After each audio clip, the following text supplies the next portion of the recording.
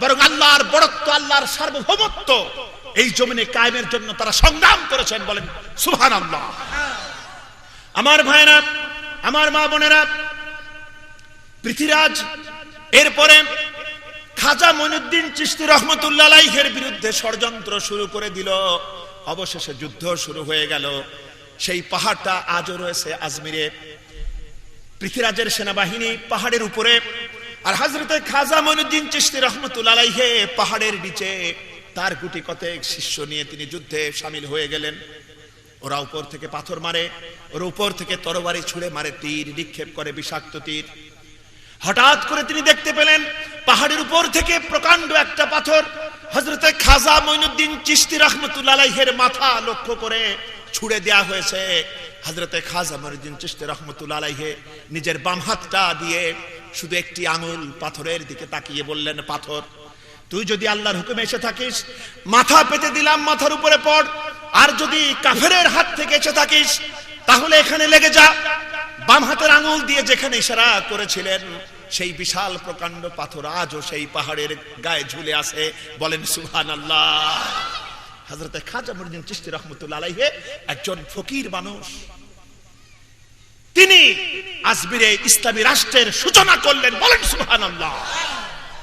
আর আমাদের সমাজে সেই অসাধারণ মানুষগুলি নিজের মুরিদ সুদ খায়, কোনদিন সুদের বিরুদ্ধে কথা বলে না, তাহলে মুরিদ নষ্ট হবে। এই কারণে, ঠিক কিনা বলে? শুধু আপোষ আপোষ, এ আপোষ আল্লাহর সাথে না, আপোষ হলো শয়তানের সাথে, ঠিক কিনা বলে? সম্মানিত দিনী ভাইরা, কোরআনে কারীমের পরে সবথেকে গুরুত্বপূর্ণ হাদিস হচ্ছে সিয়াসিত্তার হাদিস, ঠিক কিনা বলুন? সিয়াসিত্তার 2 নম্বর কিতাব সহিহ আল মুসলিম এর প্রথম খণ্ড ইসলামী ফাউন্ডেশন কর্তৃক প্রকাশিত। অধ্যায় হচ্ছে কিতাবুল ঈমান, এর 83 নম্বর হাদিস। এখানে একটা ঈমানের মিটার দেয়া আছে যে তুমি কত নম্বর মুমিন, কত বড় ঈমানদার, তার একটা পরিমাপ যন্ত্র আছে। যেমন বৃষ্টি হবে কিনা হবে, আবহাওয়া পরিমাপ যন্ত্র আছে না, কি নাম তার? ব্যারোমিটার।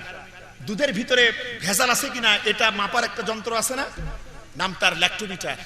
ঠিক এইভাবে ঈমান মাপারও একটি হাদিস আছে, সেটা রয়েছে সহিহ আল মুসলিম, অধ্যায় হচ্ছে কিতাবুল ঈমান, হাদিস নম্বর হলো 83। আল্লাহর হাবিব বলছেন, মান রাআ মিনকুম মুনকারান ফালিয়ুগাইয়িরহু বিয়াদিহি ফাইল্লাম ইয়াস্তাতি ফাবিলিসানি ফাইল্লাম ইয়াস্তাতি ফাবিকলবি ওয়া যালিকা আদআফুল ঈমান। তোমার সামনে যখন ইসলাম বিরোধী কোনো কাজ দেখো, হাত দিয়ে বাধা দাও, ঠিক কিনা বলে? সে ক্ষমতা যদি না থাকে, জিহ্বা আছে না একটা, এটা দিয়ে প্রতিবাদ করো। এটাও যদি ক্ষমতা না থাকে, অন্তরে ওর প্রতি অভিশাপ দাও, ঘৃণা করো। হুজুর বলছেন, এটাও যদি না পারো, মনে রেখো এর নিচে ঈমানের আর কোনো স্তর নাই। কথা কি বুঝতে পেরেছেন? এখন আমরা কি দেখলাম? খাজা মঈনুদ্দিন চিশতি তো এই সব পীরদের বাবা, ঠিক কিনা বলেন? তিনি পৃথিবীর সঙ্গে সংগ্রাম করেননি, হাত দিয়ে সংগ্রাম করেন নাই, বলেন? এটা শ্রেষ্ঠ ঈমান, ফার্স্ট ক্লাস মুমিন। হাত দিয়ে যদি অন্যায়ের প্রতিবাদ করতে পারেন, বাধা দিতে পারেন, সে ঈমানদার হলো ফার্স্ট ক্লাস মুমিন, ঠিক কিনা বলেন? এই ক্ষমতা না থাকলে জবান দিয়ে প্রতিবাদ করবেন, তাহলে সেকেন্ড ক্লাস মুমিন। আর এটাও যদি না পারেন, অন্তর অভিশাপ দিন, ঘৃণা করুন, ওটাকে উৎখাতের চেষ্টা করুন, তাহলে থার্ড ক্লাস মুমিন। কথা কি বুঝতে পেরেছেন?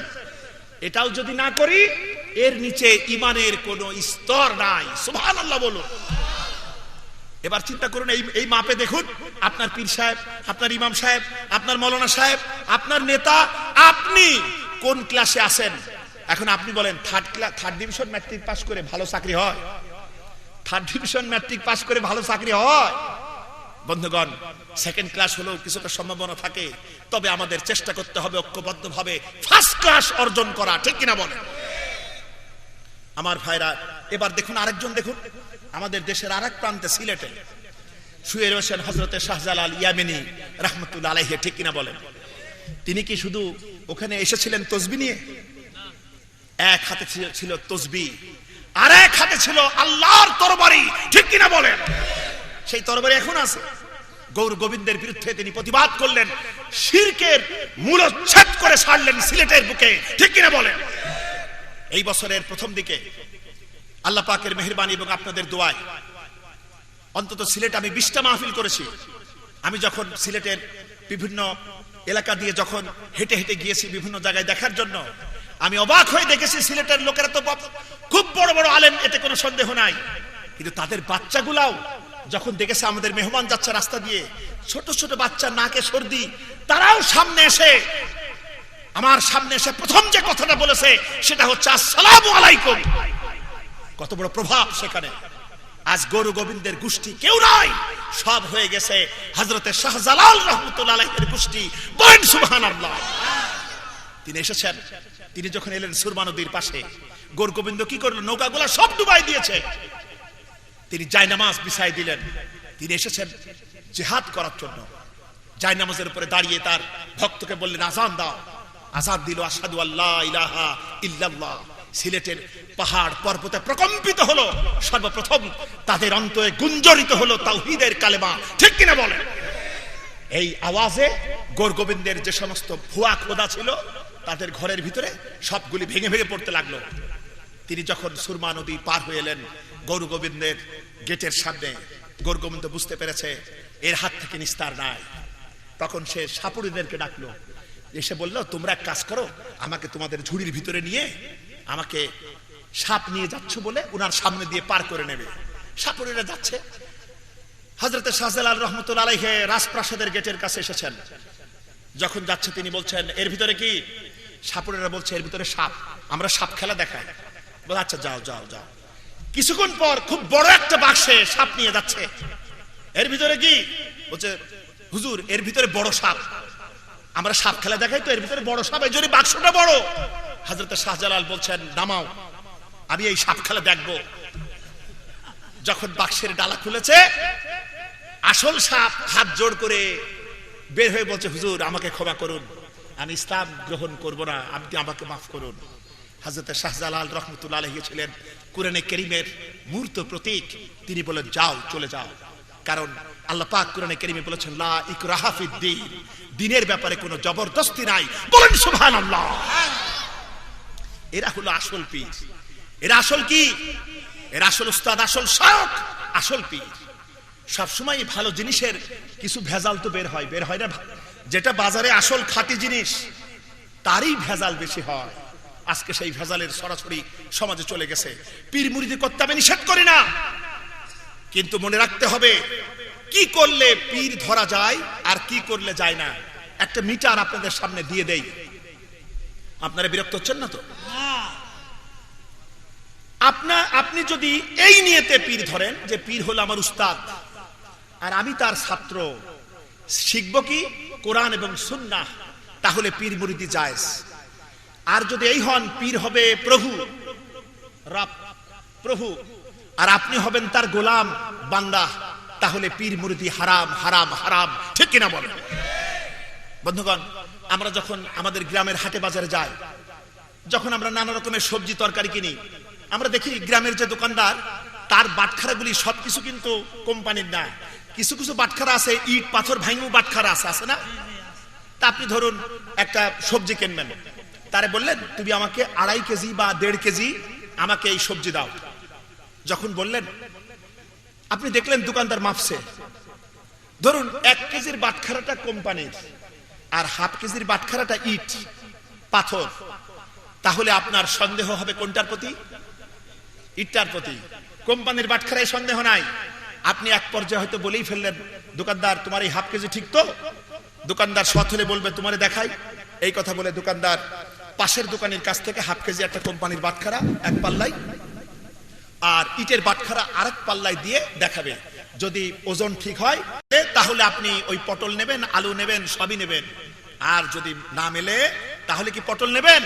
ওর ঘাড়ের উপরে পটল তুলে দেবেন, ঠিক কিনা বলেন? সুতরাং মুহাম্মদুর রাসূলুল্লাহ সাল্লাল্লাহু আলাইহি ওয়াসাল্লাম হচ্ছেন কোম্পানির বাটখারা, আর যত পীর আছে আলেম ওলামা ওলিয়া আউলিয়া সব হচ্ছে ইট, ঠিক কিনা বলেন?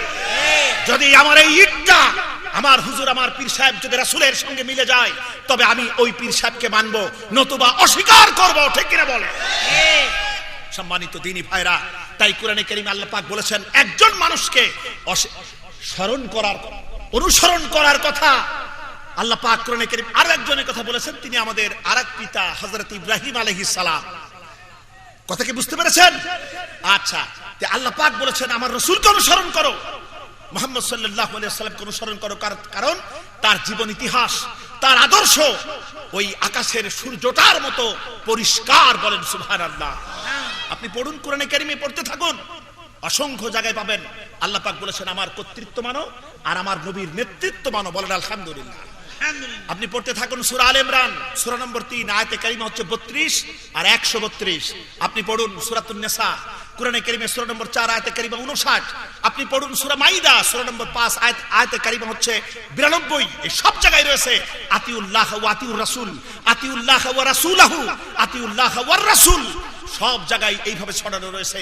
আপনি পড়ুন কোরআনে কারিমের 8 নম্বর সূরা সূরা আনফাল আয়াতে কারিমা হচ্ছে 1, সূরা আনফাল সূরা নম্বর 8 আয়াতে কারিমা 20, সূরা আনফাল সূরা নম্বর 8 আয়াতে কারিমা হচ্ছে 46। এরপরে পড়ুন সূরাতুন নূর কোরআনে কারিমের 24 নম্বর সূরা আয়াতে কারিমা হচ্ছে 54। এরপরে পড়ুন সূরা মুহাম্মদ কোরআনে কারিমের সূরা নম্বর 47 আয়াতে কারিমা 33। এরপরে পড়ুন সূরা মুজাদালা কোরআনে কারিমের 58 নম্বর সূরা আয়াতে কারিমা 13। এরপরে পড়ুন 64 নম্বর সূরা সূরা তাগাবুন আয়াতে কারিমা হচ্ছে 12। এই সব জায়গায় রয়েছে আতিউল্লাহ ওয়া আতিউর রাসূল। বলেন আলহামদুলিল্লাহ। আল্লাহর কর্তৃত্ব মানো, রাসূলের নেতৃত্ব মানো। এটা যদি মেনে চলতে পারো তোমাদের জীবন হবে সফল। বলেন আলহামদুলিল্লাহ। সুতরাং আমাদের জীবনের উদ্দেশ্য যে ইবাদত, এই ইবাদত করতে হলে অনুসরণ কাকে করতে হবে আর কার বিধান মানতে হবে? আল্লাহর বিধান মানতে হবে আর রাসূলের অনুসরণ করতে হবে। কথা কি বুঝতে পেরেছেন আপনারা? সম্মানিত দ্বীনি ভাইরা, কি লাভ হবে তাতে? রাসূলকে মেনে চললে কি লাভ হবে? দেখুন কোরআনে কারিমে সূরা আলে ইমরান সূরা নম্বর 3 আয়াতে কারিমা 31। এখানে আল্লাহ পাক বলেন কুল ইন কুনতুম তুহিব্বুনাল্লাহ ফাত্তাবিউনি ইউহিব্বুকুমুল্লাহ। হে নবী আপনি বলুন, তোমরা যদি আল্লাহকে ভালোবাসতে চাও তাহলে আমাকে অনুসরণ করো। কাকে কাকে অনুসরণ করো? রাসূলুল্লাহকে অনুসরণ করো। আল্লাহ পাক বলছেন নবী তুমি বলে দাও তোমরা যদি আল্লাহকে ভালোবাসতে চাও তাহলে আমাকে অনুসরণ করো, মানে রাসূলকে অনুসরণ করো। কি লাভ হবে? তাহলে আল্লাহ পাক তোমাদেরকে ভালোবাসবেন। বলুন আলহামদুলিল্লাহ। হৃদয়ে তৃপ্তি নিয়ে বলুন আলহামদুলিল্লাহ। আল্লাহর ভালোবাসা লাভ করতে পারবো। আর কি বলছে? শুধু ভালোবেসে শেষ করব না, ইয়াগফির লাকুম যুনুবাকুম ওয়াল্লাহু গফুরুর রহিম। তোমাদের জীবনের সব গুনাহগুলিকে আমি আল্লাহ পাক ক্ষমা করে দেব। বলেন সুবহানাল্লাহ। সম্মানিত দ্বীনি ভাইরা, সুতরাং রাসূলকে অনুসরণ করতে হবে জীবনের পরতে পরতে, তাহলে আমাদের জীবন হবে সুন্দর। রহমত পেতে চাইলে রাহমাতুল লিল আলামিনের অনুসরণ করতে হবে। আর যদি অনুসরণ না করি, সব মুসলমানকে অনুসরণ করে, সরকারি খাতায় নাম আছে মুসলমান, কিন্তু আল্লাহর খাতায় আছে কিনা যথেষ্ট সন্দেহ রয়েছে। ঠিক না ভাই? যদি বিরোধিতা করি কি হবে? কোরআনে কারিমে সূরাতুন নিসা সূরা নম্বর 4 আয়াতে কারিমা 115। এখানে আল্লাহ রাব্বুল আলামিন বলছেন ওয়া মাইয়ুশাকিকির রাসূলা মিন বা'দি মা তাবায়্যানা লাহুল হুদা।